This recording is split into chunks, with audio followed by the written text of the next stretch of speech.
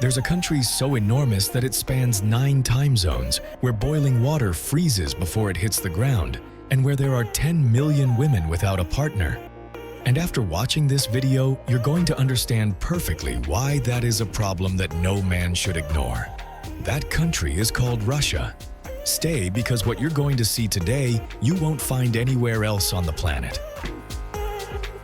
Russia covers more than 17 million square kilometers. How big is that? Bigger than the planet Pluto, which measures 16.6 million. Yes, there is a country on Earth bigger than a planet. Process that. It spans 9 time zones, shares a border with 14 countries, and occupies more than 1/8 of all the land on the planet. In theory, you could travel from Norway to North Korea without ever leaving Russian territory.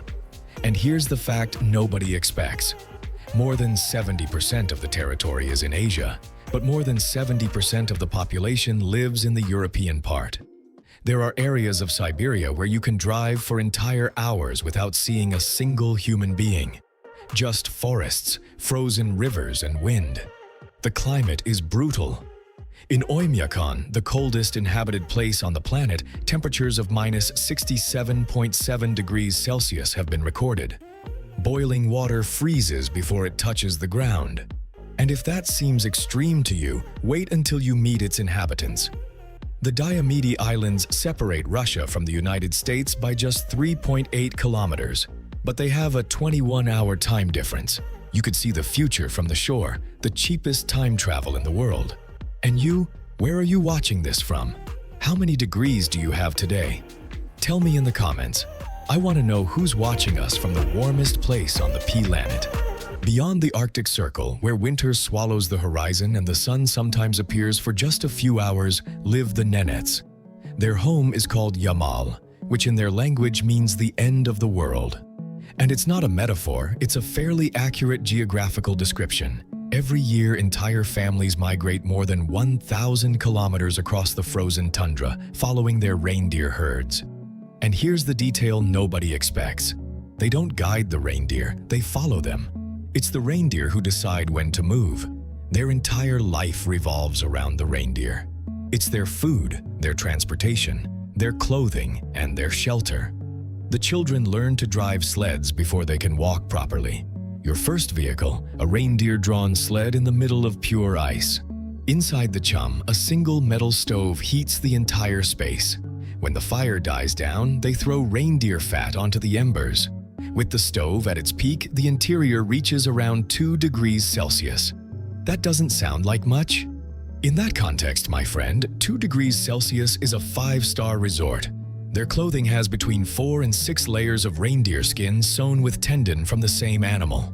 It's not washed with water, it's dried in the Arctic wind or rubbed with snow. Water is so valuable that they bathe once or twice a week. And to cut frozen meat at -40 degrees Celsius, kitchen knives don't cut it. They use axes and saws. Everything is used, nothing is wasted. Even the bones go back to the tundra as an offering to the spirits that protect the land. They have survived for millennia where anyone else would have given up in the first week. But let's leave the tundra, because while out there everything is ice and silence, in the rest of Russia there is something that warms far more than any stove. And they have a woman's name. Much is said about the beauty of Russian women, but the story behind that beauty is far more interesting than any cliché. With more than 190 ethnic groups, Russia doesn't have just one type of beauty.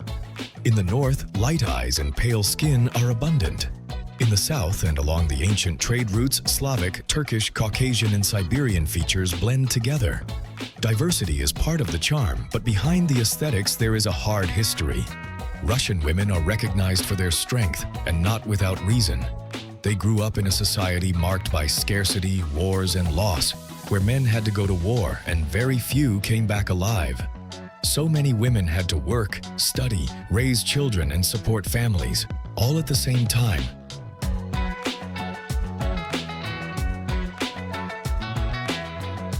In Russia, for every 100 women, there are only 86 men. This gap began with the Second World War and never fully closed. Male life expectancy is around 67 years, while female life expectancy reaches almost 77. Women outnumber men by almost 10 million people. In many rural regions, single women are the majority, and that's not a minor detail.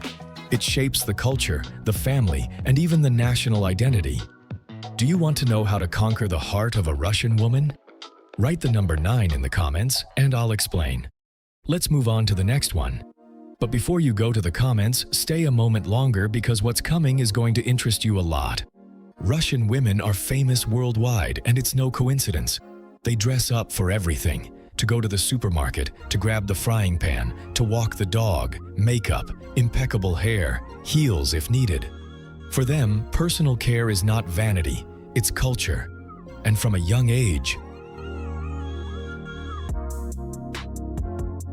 they also have a remarkable passion for sports and dance. They have shown internationally in gymnastics, basketball, and tennis. Discipline and elegance, a combination that could make you fall in love. Now, if any of you has plans to visit Russia with romantic intentions, take note. Chivalry is mandatory. Paying the bill, helping with the coat, opening the door, it's not optional, it's the minimum expected. And if you invite her on March 8th, International Women's Day, bring flowers, specifically tulips or mimosas, because that day is a national holiday and it is celebrated with all the seriousness it deserves. And one last practical tip for getting along, never ever whistle inside the house. For Russian women, that brings bad luck and drives prosperity away from the home. You know, if you're going to whistle, do it outside. Or better yet, don't whistle. It's not worth the risk. So now you have the complete manual. Flowers, chivalry, and no whistling. Now then, if after all that you still want to live in Russia, let me show you what awaits you outside. Because there is a city where the cold is not a complaint, it's a lifestyle. We arrive in Yakutsk, 300,000 people, minus 50 degrees Celsius in a normal winter. Historical record, minus 71 degrees Celsius. And yet, there are people living, working, and sending their children to school. Completely normal. The houses are made of wood, not metal, because at those temperatures, metal breaks like glass. Soviet buildings sit on stilts so as not to melt the permafrost. The modern ones are almost self-contained cities with school, supermarket, and heated garage included. Eyelashes freeze in minutes. Nobody is outside for more than 20 minutes. Bus stops have heating because otherwise there simply is no stop. And at the open-air market, they sell reindeer, horse, duck, and bear meat, all frozen so solid that from a distance it looks like they're selling wood. The vendors have heaters not for the merchandise, but so the cash register doesn't freeze. If you think you've already seen everything about Russia, wait until I show you its traditions.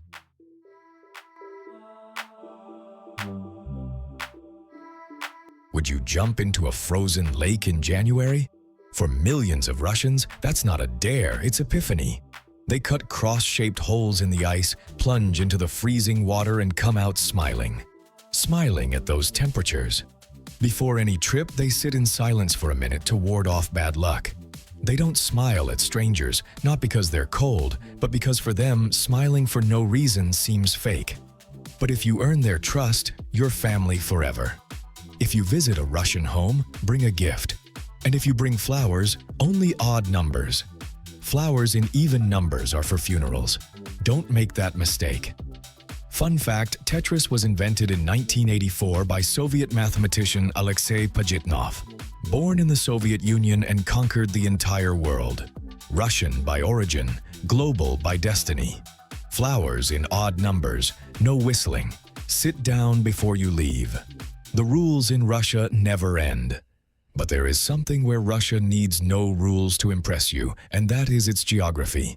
Because nature here did things that no architect, no artist, and no human being could have designed. In the Kuril Islands, there is a volcano inside a lake, inside a volcanic caldera. Nature within nature. Within nature. From the air, it looks like someone placed a mountain in a container and filled the container with water, just to show off. In the Altai, there are rock formations in the exact shape of giant mushrooms, sculpted by miles of years of wind and erosion. Thin stems holding up enormous caps. Nobody really knows how they stay standing. The Valley of Ghosts in Crimea has rock pillars that change shape with the light and the fog. At dawn, they look like human figures, animals, spirits. That's why the name. And the Caucasus tops it all with Mount Elbrus. 5,642 meters, the highest peak in Europe. A place where every path climbs higher and every valley hides another impossible view. Impressed? Wait. Landscapes from another planet. Impossible nature. Views that take your breath away. Russia for the eyes is a paradise. For the stomach, well, that depends on how brave you are. And I'm warning you now, if you're eating something at this moment, maybe it's better to leave it for later. Kaplukan, reindeer meat buried under the permafrost, 6 months to ferment. It partially decomposes and produces toxins. For foreigners, it can be fatal. The local indigenous people eat it without a problem because their bodies have been adapted for generations. Basically, they have a digestive system that the rest of humanity doesn't have. Kuyukta, live fly larvae extracted from under the skin of the reindeer, raw, no cooking, no seasoning, direct protein. But not everything in Russian cuisine is extreme. There are also smoked cheeses, golden sausages, intense dried meats, berry mores to drink, or fermented bread kvass. And for the most civilized in the audience, borscht, the beetroot soup with sour cream that you can order without fear or consequences. And speaking of unexpected things in Russia, the Hermitage in St. Petersburg, one of the largest museums in the world, has an official team of more than 70 cats with Russian state passports to protect the collections from rodents. Yes, passports. They are public employees with more job security than many people and probably also with a better attitude. But if the Hermitage cats already seemed like a luxury to you, wait until you see where Russians move every day to go to work. Because in Russia, even the subway is a spectacle. The Moscow Metro opened in 1935 with 13 stations. Today it has 194 and more than 325 kilometers. But the number doesn't matter as much as what's inside. Marble columns, ballroom chandeliers, mosaic ceilings, Soviet murals. It wasn't designed to be functional, it was designed to be grandiose. In St. Petersburg, it goes even deeper because the city is built on swampy ground. You go down endless escalators, the air cools, and at the bottom, a platform appears that looks like a palace gallery. And to top it all off, the Trans-Siberian, the longest continuous railway in the world with 9,289 kilometers from one end of the country to the other. A train that takes days on a train.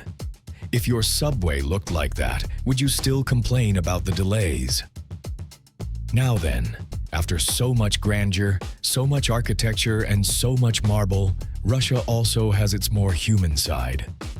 A flea market where 80-year-old grandparents arrive on Sundays, open the trunk, pull out a plastic chair, and turn the parking lot into a living museum with rusty Second World War hammers included.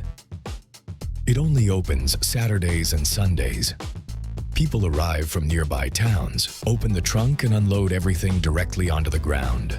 No tables, no hangers, on the ground, on a cloth, or directly on the dirt. You find Soviet relics, Second World War gears, mechanical watches, vintage televisions, military medals, bronze bells, and objects you don't know whether to collect or use. The books get wet in the rain, and nobody runs to cover them. The vendors, retirees of 80 years and older, don't seem stressed because for them, selling is the least of it. Coming to socialize. There are also chickens, rabbits, garden tools, bicycle parts to build one from scratch, and plants with a photo included. Chaotic, authentic, and completely fascinating. And we arrive at number 1. After everything we saw today, volcanoes, cats with passports, grandparents with rusty hammers, and 10 million women without a partner, the obvious question remains: how much does it cost to live in this place? Because more than one person is already considering it. In Moscow or St. Petersburg, a one-bedroom apartment costs between $700 and $1,000. In regional cities, between $300 and $500. Utilities are around $80 to $120 per month. Lunch at a cafeteria, $6 to $10. Dinner at a restaurant rarely exceeds $20. Bread costs less than $1. A dozen eggs, $1. The metro costs between 50 and 70 cents. A monthly transport pass, 30 to 40. You can live comfortably in Russia on a budget that in many Western countries would barely cover the rent. If you made it this far, Russia has already captured you. Which segment surprised you the most? Tell me in the comments. Give it a like, share it with someone who loves exploring the world, and subscribe because the next video is just as intense. See you at the next destination on screen.